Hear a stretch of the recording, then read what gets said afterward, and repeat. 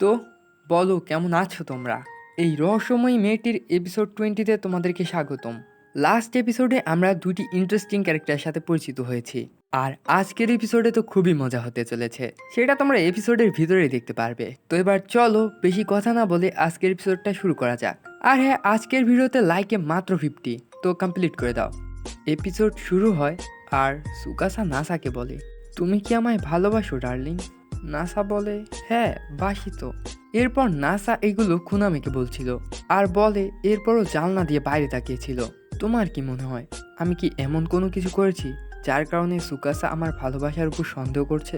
খুনামে বলে অন্য কোনো কারণ হতে পারে। এক্সাম্পলের জন্য তোমার বিড়ালকে নিচ্ছি।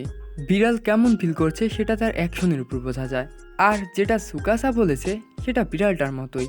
অবভিয়াসলি তুমি তো তাকে ভালোবাসোই, সে এটা জানে, কিন্তু সে তোমার কাছ থেকে আরও ভালোবাসা চায়, তাই এটা বলেছে। তখন নাসা মনে করতে লাগে যে সুকাসা কিভাবে ওকে জিজ্ঞেস করেছিল, তুমি আমাকে ভালোবাসো? আর নাসা শুধু হ্যাঁ বলেছিল। তখন খুনামে ওর উপর চেঁচিয়ে বলে, তুমি এমনটা করেছো? নাসা বলে, তো ও শুধু ভালোবাসা চেয়েছিল? খুনামে বলে, হ্যাঁ, এখন তুমি ওকে ভরে ভরে ভালোবাসা দেবে যতক্ষণ পর্যন্ত না ও স্যাটিসফাই হচ্ছে। পরের সিনে আমরা দেখতে পারি নাসা তার অফিসের কাজ করছিল। তখন সে পাস্টের কথা মনে করে। সেখানে খুনামে বলছিল, তুমি সুকাসার হাজবেন্ড, তুমি যদি ওকে ভালো না বাসো, আই লাভ ইউ না বলো, তাহলে ও এইগুলো কখনোই শুনতে পারবে না। আর তোমার ওকে এটাও বলতে হবে যে ও কত প্রিটি। তোমাকে নিজের রেসপন্সিবিলিটি ভুলে গেলে চলবে না। এখন নাসা মনে মনে বলে, কাউকে বলার সঠিক সময় কোনটা যে আমি তোমাকে ভালোবাসি? আর এভাবেই বা কিভাবে বলবো যে তুমি অনেক প্রিটি? কোনো কারণ ছাড়া কিভাবে বলবো? আর আমি 18টা বছর এইগুলো না বলে পার করে দিয়েছি। জানি না এই পেশার আমি কিভাবে সামলাবো। আমি প্রতিদিন কতবার মনে মনে ভাবি যে সুকাসা কত কিউট। তো আশা করি এটা বলাটা মুশকিল হবে না। এরপর নাসা খাচ্ছিল আর টিভি দেখছিল। তখন সে সুকাসাকে বলে, তুমি ওদের থেকে অনেক বেশি কিউট। আর এইগুলো নাসা ইমাজিন করছিল। সে বলে, এগুলো ঠিক হবে না। সে ভাবতে পারে আমি কম্পেয়ার কেন করছি, আর হতে পারে ওই আইডল ওর পছন্দ, তার মানে এগুলো বলার সঠিক সময়। তখন সুকাসা ঘুম থেকে ওঠে। নাসা বলে, গুড মর্নিং জান, তোমাকে সবসময়ের মতোই কিউট লাগছে। সুকাসা বলে, থ্যাংক ইউ, আমি চেঞ্জ করে বাথ হাউসে হেল্প করতে যাচ্ছি। নাসা বলে, আমি কি ভুল করলাম? আমি তো ঠিকই করলাম। আমার মনে হয় আরও প্র্যাকটিস করতে হবে। ভালোবাসা ফরেন ল্যাঙ্গুয়েজের মতো, তো আমার শুধু প্র্যাকটিস আর লার্ন করতে হবে। তাই আমি এটা শুরু করব মাঙ্গা পড়ে। এরপর নাসা মাঙ্গা পড়তে শুরু করে। সুকাসা তখন ভাবতে লাগে, যখনই সময় পায় তখনই ও মাঙ্গা পড়তে লাগে। তাই নাসাকে এত ফোকাস হয়ে মাঙ্গা পড়তে দেখে সুকাসা আবারও নাসার ফোকাস নষ্ট করার প্ল্যানিং করে। তাই সে টোস্টকে নাসার মাথার উপরে রেখে দেয়, আর ও তো নাসার মাথা চাপাতে শুরু করে। নাসার কনসেন্ট্রেশনও নষ্ট হয়ে যায়। সুকাসা তখন টোস্টকে নাসার মাথার উপর থেকে নিয়ে নেয়। নাসা বলে, আমি কি আর কতক্ষণ পড়তে পারি? সুকাসা বলে, হ্যাঁ, মজা করো। আর নাসার এরকম ফেস দেখে ওকে তো আরো বেশি জ্বালানোর কথা ভাবে। তাই সে নাসাকে মাসাজ করার কথা বলে, আর নাসার সাইডে মাসাজ দিতে লাগে। নাসা বলে, তুমি তোমাকে কাতুকুতু দিচ্ছ, তুমি তুমি আমাকে শোল্ডার মাসাজ দাও। সুকাসা বলে, ঠিক আছে, আমি এবার ভালোভাবে করব। আর আবারও সাইডে কাতুকুতু দিতে লাগে। নাসা বলে, তুমি এটা ইচ্ছে করে করছো তাই না? তোমার চেহারা দেখে এটাই মনে হচ্ছে। সুকাসা তখন হেসে বলে, সরি ডার্লিং, তোমাকে এত ফোকাস দেখে আমি নিজেকে সামলাতে পারিনি। বাই দ্য ওয়ে, তুমি হঠাৎ সোজো মাঙ্গা কেন পড়ছো? নাসা বলে, স্পেসিফিক কোনো কারণ নেই। আর মনে মনে বলে, আমি কি এখন এটা বলবো যে আমি ভালোভাবে লাভ এক্সপ্রেস করার জন্য এটা পড়ছি? তাছাড়া এটা আমার কাছে খুবই ভালো লেগেছে, এইগুলো বলা এম্বারেসিং হবে। সুকাসা বলে, ডার্লিং, তুমি কিছু লুকানোর চেষ্টা করছো তাই না? এই এম্বারেসিং হওয়া বন্ধ করো আর সত্যি করে বলো। এটা বলেই নাসাকে কিস করে। এরপর বলে, তোমাকে এত কিউট লাগছিল যে আমার কিস করা লাগলো, তো এখন বলো। নাসা তখন সব সত্যি বলে দেয়। সুকাসা বলে, তো তুমি এই জন্য পড়ছিলে যেন লাভ এক্সপ্রেস করতে পারো সঠিকভাবে? নাসা বলে, হ্যাঁ, আর এখন আমি এডিক্ট হয়ে গেছি। সুকাসা বলে, ঠিক আছে, তাহলে দেখাও তুমি কি শিখেছো। নাসা বলে, ওয়েট, তুমি এখনও আমার সাথে মজা নিচ্ছ তাই না? সুকাসা বলে, না, একদমই না, আমি সিরিয়াস। নাসা বলে, ঠিক আছে সুকাসা, আমি তোমাকে এই ইউনিভার্সে সবচেয়ে বেশি ভালোবাসি। এইটা শুনে সুকাসা ওর উপর চিৎকার করে আর বলে, এইটা চিটিং, তুমি এত কিউট একটা কথা কিভাবে বলতে পারো? এরপর বলে, চলো এটা বলো, তুমি আমাকে কতটা ভালোবাসো? নাসা বলে, তোমাকে সবসময় কিউট লাগে, তোমাকে যখন আমি দেখি আমার মনে হয় আমি তোমাকে আরো বেশি ভালোবাসি। এইটা শুনে সুকাসা ব্লাশ করতে লাগে। পরের সিনে আমরা সুকাসাকে খুবই ভালো মুডে দেখতে পারি। খুনামে জিজ্ঞেস করে কি হয়েছে, কিন্তু ও বলেই না।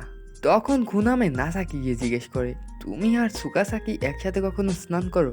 নাসা বলে, তো তুমি কখন আসলে, আর তুমি এইখানেই বাসিয়েছো কেন?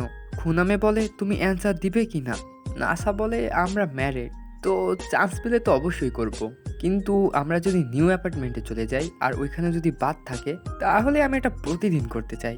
খুনামে বলে, ঠিক আছে, তাহলে তুমি কি এখন সুকাসার সাথে স্নান করতে চাও? দেখো, বাথ হাউস এখন বন্ধ হয়ে গেছে আর কাস্টমাররা সব চলে গেছে, তো চাইলে তুমি এখন উইমেন্স বাথ হাউস যেতে পারো। আর ওকে যেতে বলে। নাসা বলে, কি সত্যি বলছো? খুনামে বলে, হ্যাঁ, দুজনে গিয়ে মজা করো, কিন্তু বেশি আওয়াজ করো না, কারণ এখানে আওয়াজ বাইরে চলে আসে। নাসা বলে, তুমি কি ভাবছো আমরা কেমন মজা করব? এরপর ও যাওয়ার জন্য রাজি হয়ে যায়। তখন সুকাসা বলে, তুমি কি সত্যি সত্যি এখানে আসবে? খুনামে বলে, তো তুমি সব শুনে ফেলেছো? সুকাসা বলে, হ্যাঁ, তোমার মনে হয়নি যে আমাকেও জিজ্ঞেস করা উচিত ছিল? খুনামে বলে, তো আমি কি এটা ক্যান্সেল করে দেব? সুকাসা তখন বলে, ঠিক আছে, কিন্তু লাইট অফ করে দাও। তখন খুনামে লাইট অফ করে চলে যায়। এরপর নাসা ভিতরে এসে বলে, কুসাৎসু ট্রিপের পর এই প্রথমবার আমরা এইভাবে একসাথে আছি। সুকাসা বলে, হ্যাঁ, আর নাসাকে অনেক ক্লোজে এসে দেখতে মানা করে, কারণ এইখানের জলটা অনেক পরিষ্কার ছিল। আর বলে, জলের ভিতরে তুমি সবকিছু স্পষ্ট দেখতে পারবে। এইটা শুনে নাসা তো ঘাবড়ে যায়। আর সুকাসাকে বলে, তোমার মনে হয় এইখান থেকে আমাদের আওয়াজ কেউ শুনতে পারবে? এজন্য আমরা এমন কিছুই করব না যেন খুনামে আমাদের আওয়াজ শুনতে পারে। আর এটা বলার পরই সে সুকাসাকে কিস করে। সুকাসা বলে, আমার মনে হচ্ছে তুমি শুধু কিসের কথাই ভাবো, আর কিছু ভাবো না। নাসা বলে, তার মানে তুমি করতে চাচ্ছিলে না? সুকাসা বলে, তুমি একটা স্টুপিড, আমি যদি করতে না চাইতাম তাহলে তোমাকে কি আসতে দিতাম? এরপর সুকাসা নাসাকে অন্যদিকে তাকাতে বলে আর বাইরে বেরিয়ে যায়। নাসা জিজ্ঞেস করে, তুমি কি চলে যাচ্ছ? সুকাসা বলে, না, আমি শুধু সোনা ইউজ করতে যাচ্ছি, চাইলে তুমিও আমার সাথে আসতে পারো। নাসা তো এক্সাইটেড হয়ে যায় আর ভিতরে চলে যায়। ভিতরে এসে বলে, টেম্পারেচার হাই, তার মানে আমার কাছে শুধু 5 মিনিট আছে, যা করতে হবে এর মধ্যেই করতে হবে। এরপর সে সুকাসার পাশে গিয়ে বসে আর লজ্জা পেতে থাকে। সুকাসা বলে, আমার একদম হট সোনা অনেক পছন্দ। নাসা বলে, তো তুমি এখানে ইউজুয়ালি কতক্ষণ থাকো? সুকাসা বলে, আমি যতক্ষণ থাকতে পারি ততক্ষণ। নাসা বলে, আমি জানতাম না তোমার কাছে সোনা এত ভালো লাগে। সুকাসা বলে, শুধু আমার কাছেই না, সবার কাছেই ভালো লাগে। তখন নাসা আবার চিন্তায় পড়ে যায়, আর এত গরমে ওর মাথাও কাজ করছিল না। গাইস, এই সোনাটা কি তোমরা হয়তো বুঝতে পারছো না। বেসিক্যালি স্টিমের টেম্পারেচার বাড়িয়ে জলকে বাষ্পে রূপান্তর করে স্নান করা হয়। ভিডিওর ভিতরে আরও ডিটেলস দিব না, এগুলো আর কি জাপানিজ বাথ হাউসে থাকে। যাই হোক, এখন সুকাসা করে কি গিয়ে আরও স্টিম ক্রিয়েট করে যেন টেম্পারেচার বেড়ে যায়। আর নাসাকে জিজ্ঞেস করে, তোমার কি সোনা পছন্দ? নাসা বলে, সত্যি বলতে তেমন একটা না, তাই আমি কয়েক মিনিটে বেরিয়ে যাই যখন আমি সহ্য করতে পারি না। সুকাসা বলে, তুমি ভুল করছো, ফার্স্ট 3 মিনিটই প্রয়োজন সহ্য করার জন্য। প্রথম 3 মিনিট সহ্য করা একটু কষ্ট, তবে তুমি যদি একবার সহ্য করে ফেলো তাহলে অনেক কমফোর্টেবল ফিল করবে। তাই সে নাসাকে এটা ট্রাই করতে বলে, আর নাসাও রাজি হয়ে যায়। ওইদিকে আয়া খুনামের কাছে আসে। খুনামে তখন আয়াকে উইমেন্স বাথে যেতে মানা করে, কারণ ওইখানে সুকাসা আর নাসা রয়েছে। তাই আয়াকে বলে বাথ ইউজ করলে মেন্স বাথে চলে যেতে, কিন্তু মেন্স বাথে তো গেঙ্গা ছিল আর ওইখানে ঘুমিয়ে গিয়েছিল। এইদিকে 3 মিনিটও হয়ে গেছে আর গরমে নাসার অবস্থাও খারাপ হয়ে গেছে। সুকাসা যেমন বলেছিল তেমন কিছুই হচ্ছিল না, আর নাসা এত গরম সহ্যও করতে পারছিল না। তাই সে সুকাসাকে কিস করে বসে। সুকাসা বলে, অলরেডি এখানে টেম্পারেচার হট, তুমি কি আর হট করতে চাও? নাসা বলে, হ্যাঁ, কারণ এই গরম আমার ফিলিংসের কাছে কিছুই না। সুকাসা বলে, খুবই ভালো ডার্লিং, মনে হচ্ছে তোমার প্র্যাকটিস কাজে লাগছে।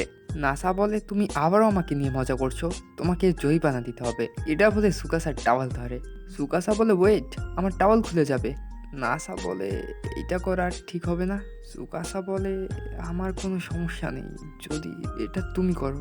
তখন নাসা ধীরে ধীরে সুকাসার টাওয়ালের দিকে হাত বাড়ায়, আর তখনই বাইরে থেকে আওয়াজ আসে চিৎকারের, কে তুমি, এখানে কি করছো বারবার?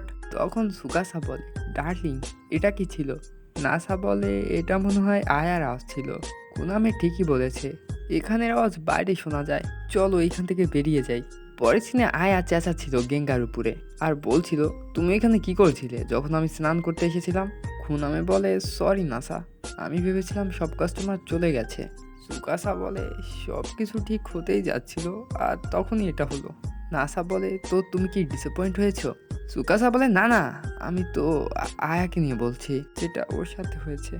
গাইস, তোমাদের কি মনে হয় আমাদের নাসা কি আদৌ কিছু করতে পারবে? তোমাদের মতামত কমেন্ট বক্সে লিখে জানাও। আর হ্যাঁ, আজকের এপিসোডটা এইখানেই শেষ হয়ে যায়। তো তোমাদের যদি ভিডিওটা ভালো লাগে অবশ্যই লাইক করবা আর চ্যানেলটা সাবস্ক্রাইব করতে ভুলবা না। দেখা হচ্ছে তোমাদের সাথে নেক্সট এপিসোডে।